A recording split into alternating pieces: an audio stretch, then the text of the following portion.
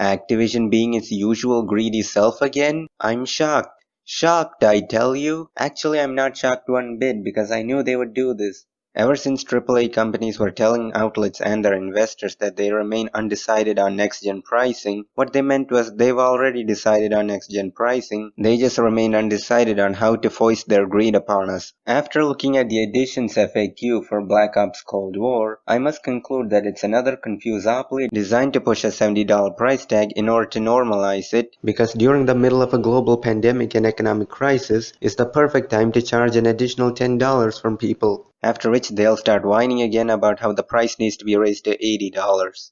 The entire FAQ is basically NBA 2K's next-gen pricing model, but made more convoluted. Let's look at all the different editions this game has. For the current generation digital versions, both the Xbox One and PlayStation 4 version will have an option to upgrade to next-gen versions via the Microsoft Store and Play Store, and these upgrades will cost you an additional $10. For current-gen physical standard edition, the best option here goes to the PlayStation, which can be upgraded to its next-gen version via the Play Store after inserting the PS4 disc in the PS5. However, the Xbox One version cannot, and I repeat for emphasis, cannot be upgraded to next gen. The current gen versions can be played via backwards compatibility on next gen consoles, but won't contain any next gen features such as ray tracing, faster loading times, higher FPS, etc. etc.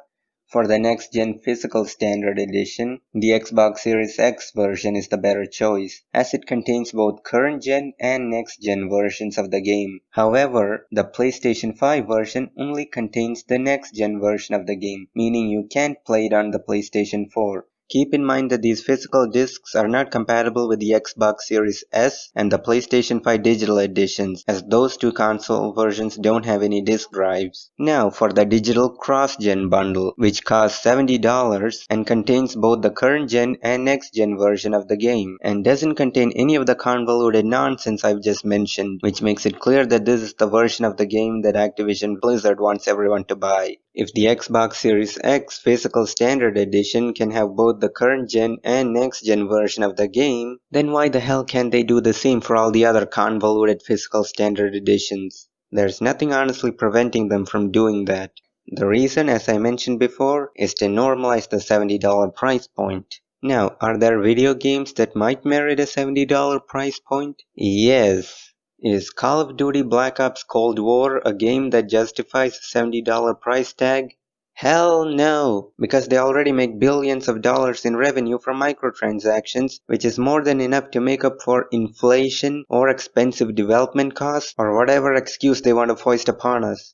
In 2019, Activision's annual revenue was $6.5 billion, with a net income, i.e. profit, of $1.5 billion. In 2018, Blizzard employees talked about money-saving measures in order to remain with the company. One employee said they had to skip meals in order to pay rent, and they used the company's free coffee as an appetite suppressant. Another said they would only eat oatmeal and bail on team lunches because they couldn't even afford to buy the cheap food at the company's cafeteria. And in that year, the company made $1.8 billion in profit.